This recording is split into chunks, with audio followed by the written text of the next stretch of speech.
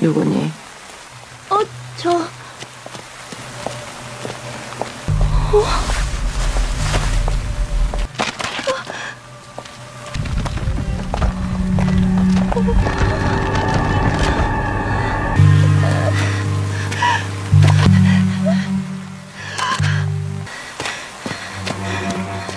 Halo semuanya, balik lagi sama aku Dian di Balai Movie. Di video kali ini kita akan membahas alur cerita series horor yang berjudul Light Shop. Dalam cerita series ini ada sebuah toko lampu di gang gelap yang kerap dikunjungi oleh makhluk halus. Lantas seiring cerita bergulir, muncul banyak misteri yang membuat kita penasaran. Nah, sebelum kita ke alur ceritanya, Mimin mau ingetin dulu ya guys, kalau konten ini berisi full spoiler. Jangan lupa untuk like, komen, subscribe, dan nyalakan loncengnya ya. Tanpa berlama-lama lagi, yuk langsung aja kita ke alur ceritanya. Pada suatu malam, seorang penumpang bis bernama Kim Hyun terlihat sedang menempuh perjalanan menuju apartemennya. Sesampainya di halte, Kim Hyun sempat melihat seorang perempuan bernama Jin Yong yang sedang duduk di bangku halte. Pada malam berikutnya, Kim Hyun kembali melihat Jin Yong di tempat yang sama. Di titik ini, Kim Hyun mulai heran kenapa Jin Yong hanya duduk terdiam seperti kemarin, seolah-olah ada yang tak beres dengan perempuan itu. Keesokan malamnya, Kim Hyun kembali melihat Jin Yong terdiam di halte yang sama. Melihat Jin Yong membawa sebuah koper, Kim Hyun pun menduga perempuan itu akan pergi ke suatu tempat. Namun anehnya, Jin Yong memilih bertahan meskipun ada bis yang selalu melewati halte itu. Kim Hyun akhirnya menanyakan nomor ponsel Jin Yong dengan maksud untuk membantunya menemukan ponselnya. Namun entah kenapa Jin Yong tidak mau menjawab. Terlebih lagi, Jin Yong tak berniat memanggil taksi maupun menumpangi bis. Karena malam itu sedang hujan deras, Kim Hyun akhirnya mengizinkan Jin Yong untuk berteduh di apartemennya agar ia tidak kedinginan. Saat sudah masuk ke dalam apartemen, Kim Hyun semakin merasa ada yang aneh dengan Jin Yong. Alasannya, Jin Yong memiliki aura dan tatapan mata yang agak menyeramkan. Gaya bicara Jin Yong juga terasa dingin, sehingga Kim Hyun mulai mewaspadai tindak tanduk Jin Yong. Sementara itu, ada seorang perempuan bernama Kwon Young yang merupakan seorang perawat instalasi gawat darurat. Lantas saat rekan-rekannya sedang makan di ruang ganti, Kwon Young melihat seorang pria yang sedang mencari kamar mayat. Kwon Young lalu meninggalkan pria ini sebentar untuk mengurus masalah pasiennya. Usai menuntaskan tugasnya, Kwon Young mendapati pria yang mencari kamar mayat tadi tiba-tiba menghilang secara misterius. Beralih ke sebuah SMA khusus perempuan, ada seorang murid yang bernama Hyunju. Pada malam itu, Hyunju dan teman-teman sekelasnya sedang menjalani kegiatan belajar untuk persiapan ujian tengah semester. Sepulang sekolah, Hyunju dan teman-temannya sempat melihat gang gelap. Konon katanya, gang itu adalah tempat angker karena sering ada hantu yang berlalu lalang di sana. Percaya pada cerita ini, teman-teman Hyunju akhirnya pergi terlebih dahulu karena merasa takut. Tak lama kemudian, Hyunju terpaksa lari ke area gang itu, usai ia sempat melihat sosok misterius yang membuatnya takut. Hyunju lalu bersembunyi di sebuah toko lampu yang selama ini berada di ujung gang gelap. Adapun toko lampu ini dimiliki oleh seorang pria bernama Jungwon. Lantas selama Hyunju dan Jungwon berbicara, ada sebuah fakta menarik yang terungkap. Ternyata Hyunju dan Jungwon adalah teman akrab karena mereka sudah saling mengenal sejak lama. Jungwon pun dari dulu sampai sekarang mengelola toko lampunya sendirian dengan jam buka malam hari sampai terbitnya fajar. Lebih jauh lagi, Jungwon memiliki aturan yang melarang pengunjungnya untuk menyentuh barang apapun yang ada di tokonya. Jungwon juga memiliki kebiasaan untuk mengamati setiap pengunjungnya dengan teliti. Setelah itu, Jungwon menyatakan bahwa sosok misterius yang sempat dilihat Hyunju sebenarnya adalah Stranger yang merupakan nama julukan untuk hantu dan semacamnya. Jungwon lalu memastikan bahwa ia dan Hyunju memiliki kemampuan langka untuk melihat Stranger. Nah, karena tokonya sudah sering dikunjungi Stranger, Jungwon pun bisa mengetahui ciri khas mereka. Ternyata ciri khas itu adalah keanehan yang berhubungan dengan penampilan, sikap, atau tutur kata stranger. Jika Hyunju bisa menyadari keanehan ini, Jungwon menyarankan agar Hyunju untuk berpura-pura tidak tahu demi kebaikannya. Hyunju akhirnya pulang setelah ia mendapatkan keberanian dari cerita Jungwon. Lantas saat tokonya sedang tidak ada pengunjung, Jungwon sempat menunjukkan penampilan aslinya yang ternyata sudah tua. Kembali ke apartemen Kim Hyun, ia tak sengaja melihat sesuatu yang mengerikan saat Jin Yong mengembalikan handuk. Ternyata posisi jari tangan Jin Yong sudah terbalik. Lantas saat Kim Hyun mulai merasa takut, Jin Yong tiba-tiba membuka kopernya yang berisi banyak benda tajam. Selang beberapa menit, Hyunju akhirnya tiba di lokasi apartemennya yang ternyata satu gedung dengan apartemen Kim Hyun. Hyunju lalu sempat berpapasan dan menyapa Jin Yong yang baru saja keluar dari apartemen Kim Hyun sambil membawa kopernya yang meneteskan darah. Keesokan harinya, seorang perempuan bernama Sun Hye mengecek sebuah rumah kontrakan yang ingin ia beli. Nah, ternyata rumah ini terletak di gang gelap yang sama dengan toko lampu Jungwon.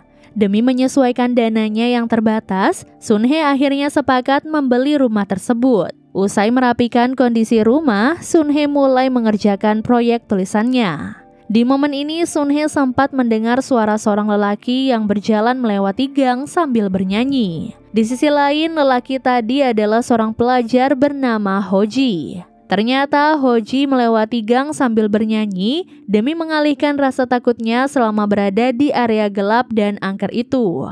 Beralih ke Kwon Young, ia mendampingi dokter saat bertemu dengan keluarga seorang pasien yang sedang koma. Dokter lalu mengungkapkan bahwa pihaknya sudah berusaha semaksimal mungkin dalam menangani pasien tersebut. Karena hal itu, dokter meyakini nasib pasien akan bergantung pada seberapa besar tekad hidupnya. Usai pertemuan tadi, Kwon Young berusaha menenangkan dirinya di dalam toilet. Lantas di tengah situasi ini, Kwon Young mendapatkan pertanyaan tentang tekad hidup dari seseorang yang ia duga menjadi anggota keluarga pasien tadi. Dari sini, Kwon Young tidak bisa menjelaskan bagaimana seseorang bisa memiliki tekad hidup saat dalam kondisi tidak sadar. Kwon Young lalu menceritakan masa lalunya sebagai jawaban alternatif. Ternyata dahulu, Kwon Young pernah koma akibat mengalami kecelakaan berat. Pada akhirnya, Kwon Young bisa siuman dan pulih karena ibunya selalu berdoa agar Kwon Young diberikan tekad hidup yang kuat. Usai Kwon Young menceritakan hal ini, ia diintip dan dicecar oleh orang yang bertanya tadi. Anehnya, lampu di toilet tiba-tiba mati selama kejadian itu berlangsung. Tak lama kemudian, lampu kembali menyala, begitu orang tadi menghilang secara misterius. Sementara itu, Hyunju kembali menyusuri gang gelap karena ia penasaran dengan suara aneh yang muncul di sana. Sesaat setelahnya, Hyunju menemukan seorang perempuan bernama Park Hae dalam kondisi sendirian. Hyunju lalu menemani Park Hae untuk melewati gang tersebut. Lalu saat mereka berjalan bersama, Park Hae tiba-tiba berubah menjadi sosok jangkung menyeramkan, membuktikan bahwa ia adalah seorang stranger. Sesuai saran Jungwon, Hyunju berpura-pura bersikap normal demi menghindari masalah. Namun Park Hae malah berusaha mengejar sehingga Hyunju langsung melarikan diri ke toko lampu Jungwon. Sesampainya di tujuan, Hyunju mengikuti perintah Jungwon untuk pulang demi keselamatannya. Saat Hyunju sudah pergi, Jungwon pun dengan berani menghadapi Park Hae. Namun Park Hae akhirnya meninggalkan lokasi seolah-olah ia tak mau melawan Jungwon. Sementara itu, Sun Hye mulai tak nyaman dengan kondisi rumah kontrakannya sejak lampunya sering mati secara tiba-tiba. Di tengah situasi ini, Sun Hye tak sengaja menemukan potongan rambut panjang yang jelas-jelas bukan rambutnya. Saat mulai merasa takut, Sun Hye menemukan bukti bahwa rumahnya dihuni oleh sesosok stranger berwujud perempuan jangkung. Kita pun baru mengetahui kalau stranger ini diam-diam mengawasi Sun Hye saat ia sedang tidur atau saat lampu sedang mati. Kini Sun Hye baru menyadari lampu di rumahnya sering mati karena stranger ingin bersembunyi dalam kegelapan. Merasa terancam, Sun Hye akhirnya berusaha keluar dari rumahnya. Namun celakanya pintu rumah itu tidak bisa dibuka sehingga Sun Hye kini terjebak dalam kondisi ketakutan. Di sisi lain, Hoji berkenalan dengan Jin Yong saat ia hendak memasuki gang gelap. Setelah itu, Hoji mengajak Jin Yong berjalan bersama melewati gang agar ia tidak merasa takut. Tak lama kemudian, Hoji menunjukkan rumah Sun Hye kepada Jin Yong. Nah, melalui pertemuan singkatnya dengan Sun Hye, Hoji bisa memastikan bahwa Sun Hye sedang didekati oleh stranger penghuni rumah itu. Selesai bercerita, Hoji merasa ketakutan karena ia melihat jari tangan Jin Yong yang terbalik. Hoji lalu berusaha melarikan diri ke toko lampu Jungwon demi mencari pertolongan. Namun dalam prosesnya, Hoji menemukan telapak kakinya tiba-tiba membengkok. Akibat kejadian aneh ini, Hoji terus berlari dalam keadaan tertatih-tatih. Hoji akhirnya terpaksa berhenti di tengah jalan karena sudah kehabisan tenaga. Kini Hoji hanya bisa berteriak meminta tolong, begitu pula dengan Sun Hye. Setelah itu, Jin Yong mengunjungi toko Jungwon untuk mencari sesuatu yang ia butuhkan. Lalu saat Jungwon akan membantu Jin Yong, tiba-tiba datang seorang detektif kepolisian bernama Sung Sik. Lantas 1 bulan sebelum mendatangi toko Jungwon, Sung Sik berhasil menangkap pelaku pembakaran villa yang menewaskan seorang perempuan yang kita sebut saja dengan nama Bae. Beberapa hari kemudian, Sung Sik datang ke sebuah rumah yang menjadi lokasi kematian seorang kakek. Saat Sung Sik sudah masuk, polisi yang menjaga tempat kejadian sempat membicarakan kinerja Sung Sik. Ternyata Sung Sik adalah detektif yang sangat teliti dan jago menangkap pelaku. Namun sayangnya setiap kasus yang ditangani oleh Sung Sik tidak pernah tuntas sampai ke akarnya. Tak lama kemudian, Sung Sik mulai memeriksa kondisi sang kakek yang kita sebut saja dengan nama Bonggem. Menurut hasil pemeriksaan sementara, Bonggem diduga meninggal dunia karena serangan jantung. Meskipun begitu, Sung Sik merasa ada yang janggal dari kematian Bonggem, karena kakek yang hidup sendirian ini tewas dalam keadaan duduk sambil memasang raut wajah tenang, seolah-olah ia tidak merasakan sakit. Selesai bekerja, Sung Sik langsung pulang ke rumahnya dan tampak seperti orang yang kesepian. Ada kemungkinan Sung Sik bersikap seperti ini karena ia telah kehilangan istrinya. Keesokan harinya, Sung Sik mendapatkan laporan bahwa kasus kematian Bonggem telah ditutup. Karena pihak keluarga menolak otopsi, kepolisian pun tidak bisa memastikan apakah kematian Bonggem memang terjadi akibat serangan jantung atau tidak. Usai menyimak laporan, Sung Sik kini mulai curiga Bonggem menjadi korban pembunuhan. Nah, mengingat di area mulut Bonggem ada bekas saus mie, Sung Sik mulai memeriksa setiap restoran mie di kota Bonggem yang menyediakan layanan pesan antar. Sampai malam harinya, Sung Sik tidak menemukan petunjuk. Lantas di tengah penyelidikannya, Sung Sik memutuskan untuk beristirahat sejenak di sebuah kedai mie. Sambil menunggu menu pesanannya, Sung Sik terus melakukan pengamatan. Hasilnya, Sung Sik baru ingat bahwa pemilik dan chef kedai yang bernama Sang Hun sempat diperiksa sebagai saksi kematian Bonggem. Setelah menganalisa semua petunjuk temuannya, Sung Sik kini bisa menyimpulkan bahwa Sang Hun sempat mampir di rumah Bonggem sebelum kakek itu tewas. Karena hal itu, Sung Sik menyatakan bahwa Sang Hun telah membunuh Bonggem melalui mie buatannya. Namun Sang Hun membantah dan menganggap perkataan Sung Sik sebagai fitnah. Karena belum memiliki bukti, Sung Sik akhirnya meninggalkan kedai itu dan bertekad untuk menguak kejahatan Sang Hun. 1 bulan kemudian, Sung Sik berhasil menangkap Sang Hun saat ia berusaha membunuh seorang perempuan. Di tengah aksinya, Sung Sik terkejut karena perempuan tadi ternyata adalah Bae yang sebelumnya sudah tewas dalam pembakaran villa. Di sisi lain, Sang Hun heran kenapa Sung Sik bisa melihat sosok Bae yang sudah menjadi stranger. Tak lama berselang, Sung Sik berhasil menggagalkan percobaan kabur Sang Hun. Sung Sik pun terkejut saat baru mengetahui mata Sang Hun yang aneh. Lantas dalam situasi ini, ada mobil yang melaju kencang ke arah mereka. Beberapa waktu kemudian, Sung Sik mendatangi toko Jungwon dalam misi untuk menangkap Sang Hun yang sebelumnya kabur ke area gang gelap. Setelah Jungwon memastikan ia tak melihat Sang Hun, perhatian Sung Sik pun beralih ke Jin Yong. Sung Sik lalu menanyakan kondisi Jin Yong karena perempuan itu meninggalkan jejak darah saat berjalan. Namun Jin Yong mengakui bahwa darah itu berasal dari datang bulannya. Sebagai bentuk kepedulian, Sung-sik akhirnya memberikan jaket dinasnya kepada Jin-yong agar perempuan itu tidak kedinginan saat berjalan di tengah hujan deras. Selang beberapa menit, Hyun-ju terpaksa kembali ke toko Jungwon karena ia baru mengingat disuruh ibunya untuk membeli lampu. Lalu saat berjalan di tengah gang, Hyun-ju tanpa sadar berpapasan dengan Jin-yong yang belum lama meninggalkan toko Jungwon. Sesampainya di tujuan, Hyun-ju diperintahkan pulang oleh Jungwon seolah-olah Jungwon ingin melindungi gadis itu dari Sung-sik. Setelah Hyun-ju pergi, Sung-sik mengakui bahwa ia tertarik pada toko lampu Jungwon karena menjadi tempat paling terang di gang pada malam hari. Namun di sisi lain, Sung-sik merasakan keanehan di toko Jungwon. Tak lama setelahnya, mata Sung-sik menunjukkan gerakan aneh sehingga Jungwon baru menyadari kalau Sung-sik sebenarnya adalah stranger. Namun Jungwon berpura-pura tidak mengetahui hal ini demi menghindari masalah. Atas saran Jungwon, Sung-sik akhirnya bertahan di toko sampai hujan reda sambil menunggu kedatangan Sang Hun. Di sisi lain, ada seorang dokter bernama Hwang yang biasa mengurus jenazah sebelum dimakamkan. Lantas pada malam itu, Hwang mengurus jenazah seorang perempuan yang bernama Yuhi. Selesai membungkus Yuhi dengan kain kafan, perawat yang menjadi bawahan Hwang akhirnya pulang. Sedangkan Hwang tetap bertahan di lokasi, seolah-olah ia hendak melakukan sesuatu. Dari sinilah terungkap bahwa Hwang mampu berkomunikasi dengan jenazah.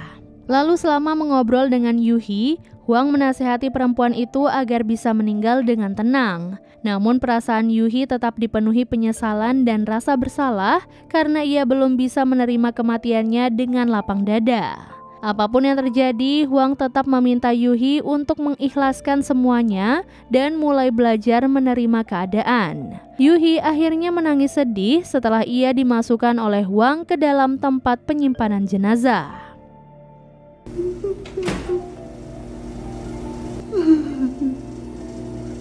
Beralih ke Kwon Young, ia sedang menggunakan elevator rumah sakit untuk menuju lantai 8 yang menjadi lokasi IGD tempat ia bekerja. Lalu saat masih berada di dalam elevator, Kwon Young berkenalan dengan seorang pria bernama Oh Seung yang sedang basah kuyup. Ternyata Oh Seung juga hendak pergi ke IGD meskipun ia dilarang ke sana karena sudah malam. Menjawab pertanyaan Oh Seung, Kwon Young mengakui bahwa semua pasien di IGD dalam kondisi kritis dan terbaring koma. Maka dari itu, Kwon Young tidak bisa memastikan seberapa besar peluang keselamatan pasien. Sedih mengetahui hal ini, Oh Seung pun menangis hingga tubuhnya terus mengeluarkan banyak air. Akibat aksi Oh Seung, elevator pun menjadi kebanjiran dan membuat nyawa Kwon Young terancam.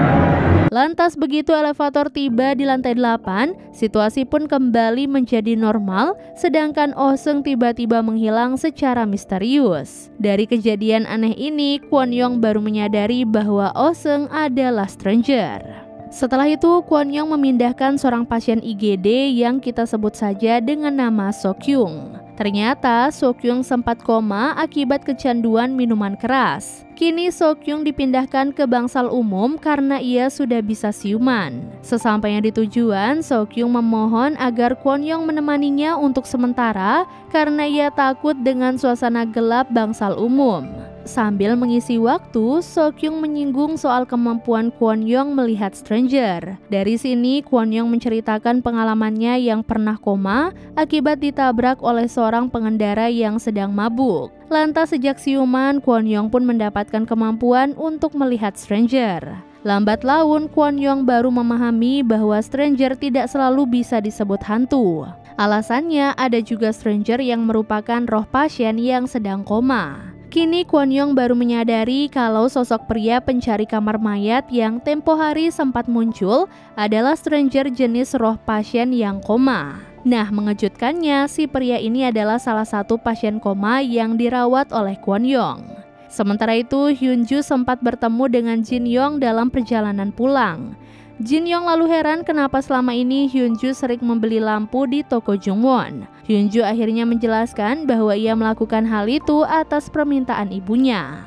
Selesai berbicara dengan Jin Yong, Hyunju kembali melanjutkan perjalanannya hingga ia pun bertemu dengan seorang pria bernama Kang Byun. Singkat cerita, Hyunju baru menyadari bahwa Kang Byun adalah stranger. Alhasil, Hyunju akhirnya langsung pergi sambil berpura-pura bersikap normal.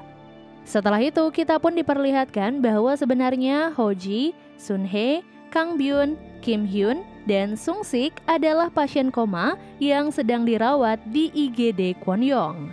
Kembali ke Hyunju, ia akhirnya sampai ke apartemen dan langsung menghampiri ibunya yang bernama Yuhi. Hyunju lalu heran kenapa Yuhi memilih berbaring dalam kondisi gelap. Apapun itu, Hyunju meminta maaf karena belum bisa mendapatkan lampu pesanan Yuhi. Anehnya, Yuhi sejak tadi hanya diam saja sambil memasang raut wajah sedih. Hyunju akhirnya memeluk Yuhi dan memuji bau tubuh ibunya yang wangi. Di waktu bersamaan, jenazah Yuhi kini sudah ditaruh di peti mati yang dihiasi oleh banyak bunga. Setelah itu, kita pun diperlihatkan masa lalu para stranger saat mereka masih hidup. Dimulai dari Kim Hyun, ternyata ia adalah kekasih Jin Yong. Hubungan mereka pun bisa tetap romantis meskipun Jin Yong adalah penyandang tunarungu. Lantas pada malam itu, Kim Hyun tak sabar menemui Jin Yong karena ia akan memberikan cincin sebagai kado ulang tahun Jin Yong. Di sisi lain, Sunhae dan Park Hae ternyata memiliki hubungan dekat dan mereka pun baru saja menemukan apartemen untuk dijadikan hunian bersama. Beralih ke Yuhi, ia adalah seorang ibu yang sangat perhatian dan menyayangi anaknya. Karena hal inilah Hyunju memiliki hubungan yang sangat dekat dengan Yuhi. Sementara itu, Hoji adalah murid SMA yang suka bermain dengan teman-temannya. Sedangkan Oh Seung adalah supir bis kota yang baik hati. Setelahnya, Kim Hyun menumpangi bis Oh Seung untuk melancarkan perjalanannya menuju rumah Jin Yong. Hoji lalu menjadi orang berikutnya yang menumpangi bis Oh Seung. Sedangkan Sunhae dan Park Hae juga naik bis Oh Seung di saat mereka sedang bertengkar. Tak lama kemudian, Hyunju dan Yuhi menjadi penumpang terakhir yang naik ke bis Oh Seung. Lantas di tengah perjalanan menuju halte tujuannya, bis Oh Seung mengalami gangguan hingga berujung pada kecelakaan lalu lintas. Akibat kondisi jalan jembatan yang licin, bis Oh Seung tergelincir hingga akhirnya terjatuh ke dalam sungai.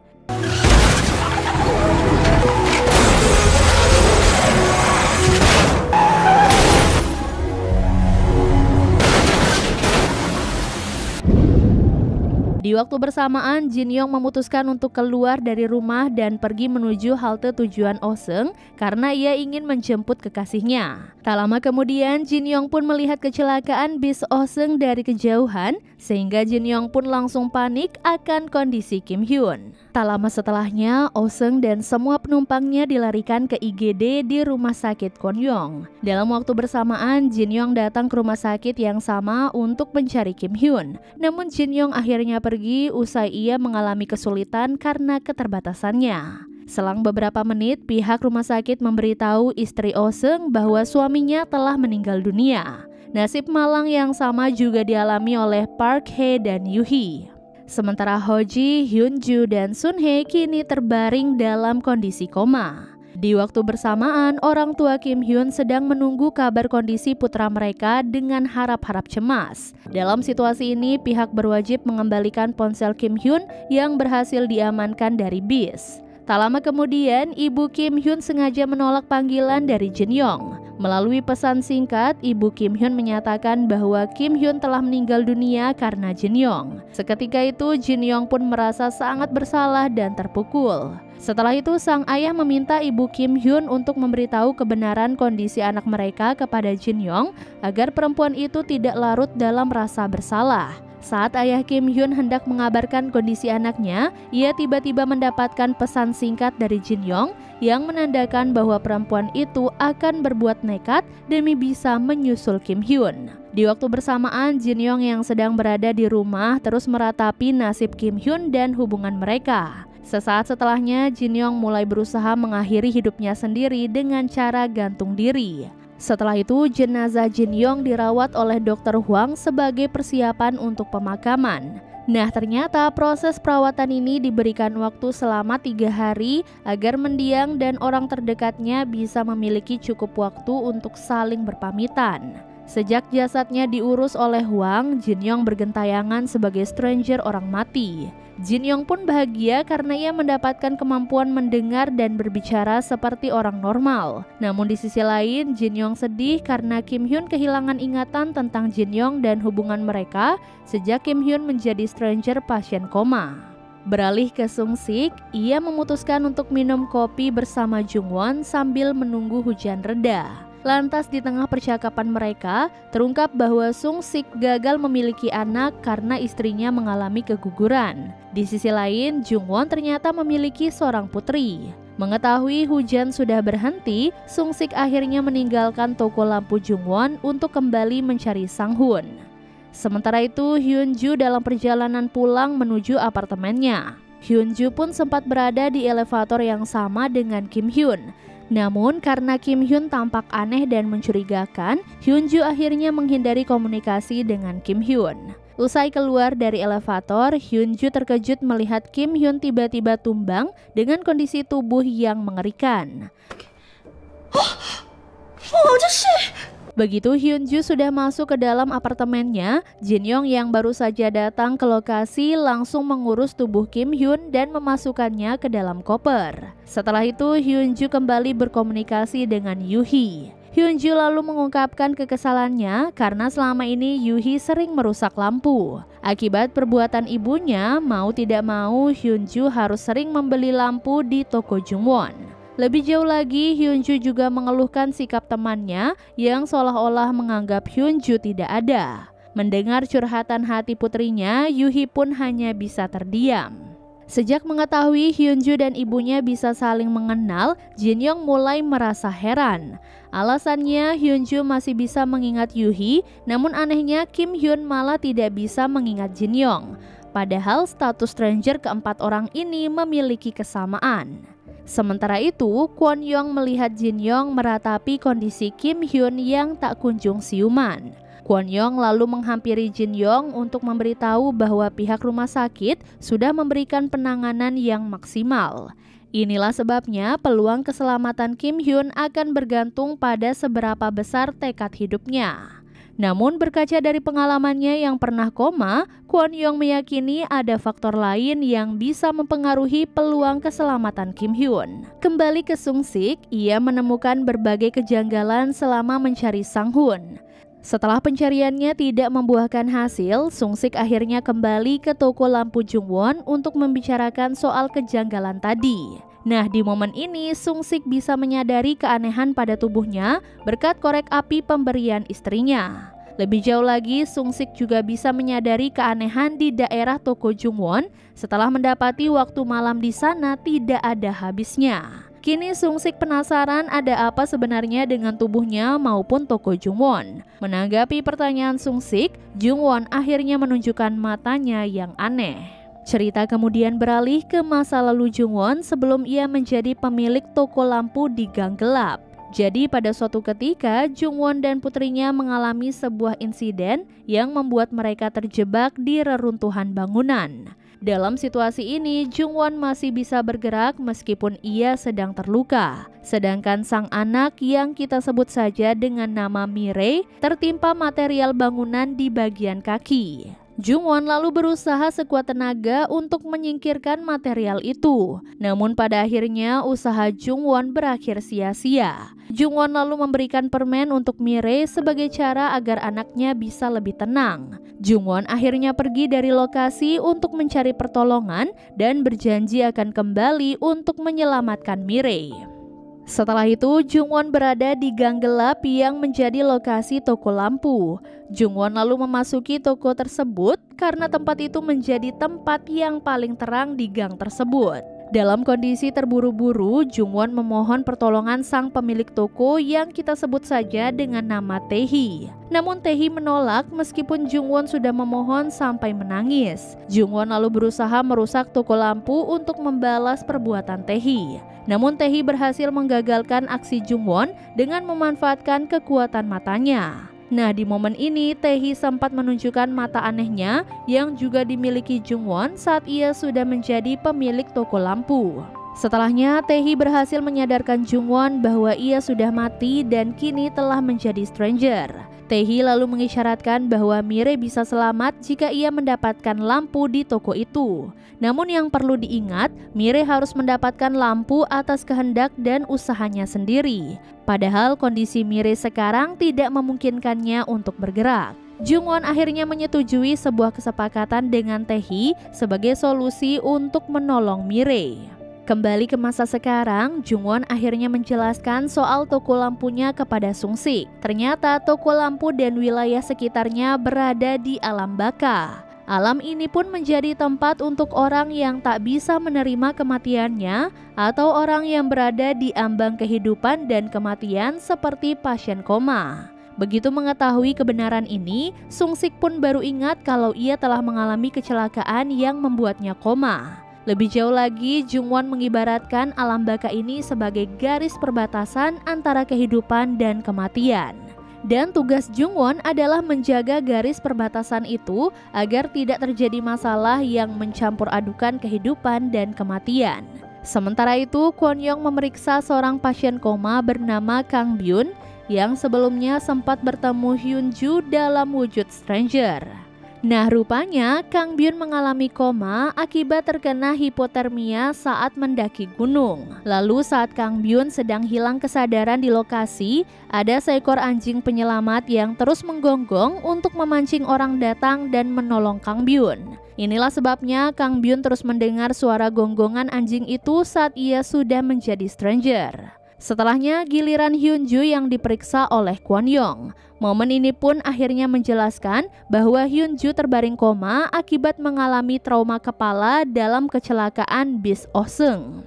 Kembali ke alam baka, Jungwon meyakini Sang Hun berusaha memancing Sung-sik ke toko lampu karena suatu alasan. Jungwon akhirnya memberitahu bahwa Sung-sik bisa kembali ke dunia nyata asalkan Sung-sik bisa menemukan cahaya lampu yang cocok untuk dirinya. Sung-sik lalu bingung memilih lampu di toko Jungwon karena ia merasa tidak ada cahaya yang cocok. Dalam situasi ini, Sung-sik baru mengetahui cahaya yang sesuai untuknya berasal dari korek api pemberian istrinya. Begitu berhasil menemukan cahaya yang cocok, Sung-sik pun akhirnya bisa siuman dari koma. Di waktu bersamaan, Oh-seung kini bergentayangan di gang gelap sebagai stranger orang mati. Oh-seung lalu tak sengaja bertemu dengan Ho-ji yang selama ini bolak-balik berjalan di gang sejak menjadi stranger pasien koma.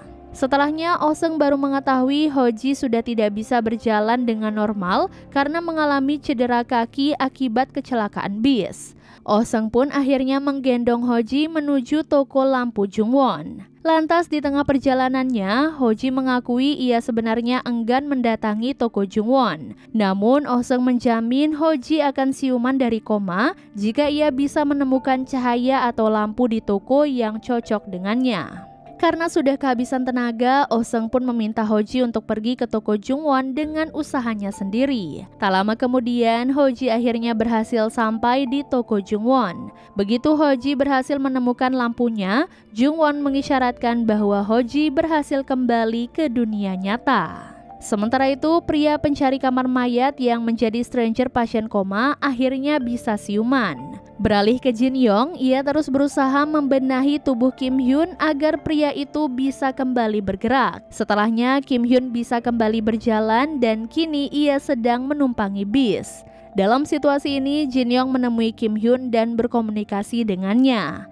Kini Kim Hyun baru menyadari ia dan Jin Yong adalah stranger setelah para penumpang bis tak bisa melihat keberadaan mereka. Jin Yong juga menunjukkan jahitannya pada tubuh Kim Hyun yang membuat Kim Hyun bisa kembali berjalan. Seiring bergulirnya waktu, Kim Hyun tetap tidak bisa mengingat siapa sebenarnya Jin Yong meskipun Jin Yong sudah berusaha membangkitkan ingatan Kim Hyun. Demi menebus kesalahannya, Kim Hyun pun memenuhi permintaan Jin Yong untuk pergi ke toko lampu Jungwon agar ia bisa menemukan cahaya yang mengembalikannya ke dunia nyata. Sementara itu, Oh Seung tak sengaja bertemu dengan Park Hae saat ia berusaha mencari Sun Hye di rumah kontrakannya. Momen ini akhirnya mengungkapkan bahwa Park Hae adalah sosok jangkung menyeramkan yang terus mengawasi Sun Hye di rumahnya. Lantas selama berbicara dengan Park Hae, Oh Seung meminta maaf kepada semua korban kecelakaan bis yang dikendarainya. Oh Seung akhirnya berterus terang bahwa musibah ini terjadi karena faktor kelalaiannya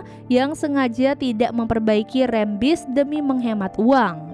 Park Hae lalu menasehati Oh Seung agar berhenti merasa bersalah karena musibah ini mungkin sudah ditakdirkan. Demi menebus dosanya, Oh Seung kini mencari stranger pasien koma lainnya yang menjadi korban kecelakaan bis dengan tujuan membantu mereka kembali ke dunia nyata. Berbekal informasi dari Park Hae, Oh Seung akhirnya berangkat ke apartemen Hyunju. Di tengah perjalanannya, Oh Seung bertemu dengan Yoo Hee yang sedang berada di luar gedung apartemen. Nah, di momen ini kita akhirnya baru mengetahui kalau Yoo Hee tidak bisa berbicara karena luka yang dialaminya akibat kecelakaan bis Oh Seung. Selesai bertemu dengan Oh Seung, Yoo Hee mendatangi toko lampu Jungwon dalam kondisi terburu-buru. Alasannya, jenazah Yoo Hee akan segera dimakamkan dan saat itu sudah terjadi, Yoo Hee tak bisa lagi bergentayangan. Yoo Hee lalu memohon bantuan Jungwon untuk memberikan kalung Hyunju kepada gadis itu. Namun Jungwon menolak karena ia ingin Hyunju sendiri yang mengambil kalung pemberian ibunya. Jungwon lalu berhasil menghentikan perlawanan Yoo Hee dengan memanfaatkan kekuatan matanya. Akibat efek kekuatan tadi, Yoo Hee baru teringat bahwa Jungwon sebenarnya adalah ayahnya. Dengan bahasa isyarat, Yoo Hee pun berhasil mengingatkan Jungwon bahwa perempuan itu adalah putrinya yang tertimpa material bangunan. Begitu fakta mengejutkan ini terungkap, kita pun diperlihatkan bahwa Jungwon berhasil menyelamatkan Yoo Hee dengan menggunakan sebuah lampu. Kemungkinan besar Jungwon bisa membawa lampu ini ke lokasi Yoo Hee karena ia bersedia menggantikan Tae-hee sebagai pemilik toko lampu. Sementara itu, Oh Seung menemukan Hyunju di dekat gedung apartemennya. Oh Seung lalu berhasil menyadarkan Hyunju bahwa ia sudah menjadi stranger pasien koma. Sejak mengetahui fakta ini, Hyunju akhirnya memahami kenapa teman-temannya bersikap seolah-olah Hyunju tidak ada.